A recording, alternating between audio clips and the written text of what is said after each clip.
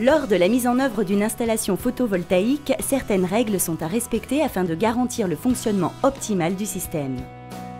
Mais c'est avant tout l'emplacement des panneaux qu'il convient de déterminer avec précision. La qualité d'une bonne installation, c'est effectivement un angle propice à un bon rendement énergétique. Donc, sous nos latitudes, l'angle idéal est de l'ordre de 30 degrés avec un azimut plein sud. La première étape du chantier est la préparation de la toiture.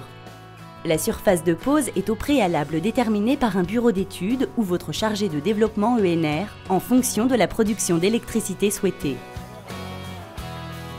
On arrive en général sur un toit qui est couvert de tuiles. Donc dans un premier temps, on va enlever puis descendre ces tuiles. On va dans un deuxième temps mettre en place un certain nombre de supports bois, donc des lithos qui vont venir renforcer les lithos déjà présents sur la toiture. Ces lithos vont servir de support pour la fixation des panneaux solaires. On procède ensuite à la pose de tôles ondulées en aluminium afin d'assurer l'étanchéité du champ photovoltaïque. On installe aussi des abergements qui assurent la jonction entre les tôles et la couverture de la toiture. Il reste enfin à fixer les supports des panneaux dans les lithos, toujours en prenant garde à l'étanchéité. L'étanchéité n'est pas quelque chose de très compliqué à réaliser, par contre elle engage l'installateur sur sa décennale et donc pendant 10 ans effectivement l'installation doit être étanche et la responsabilité de l'installateur est engagée. La préparation de la toiture achevée, les supports sont ajustés afin de garantir un alignement parfait des panneaux. Ces derniers sont ensuite montés, posés sur les supports et fixés.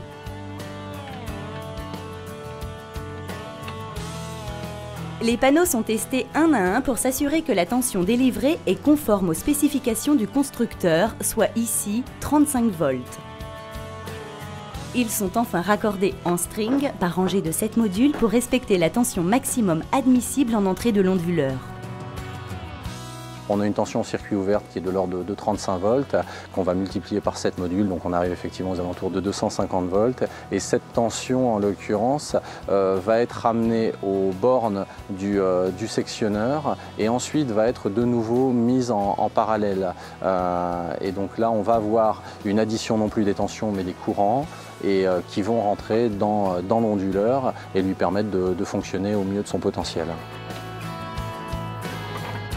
Les câbles sont ramenés au local technique où a été installé l'onduleur, ainsi que plusieurs éléments de protection contre d'éventuelles surtensions dues à la foudre.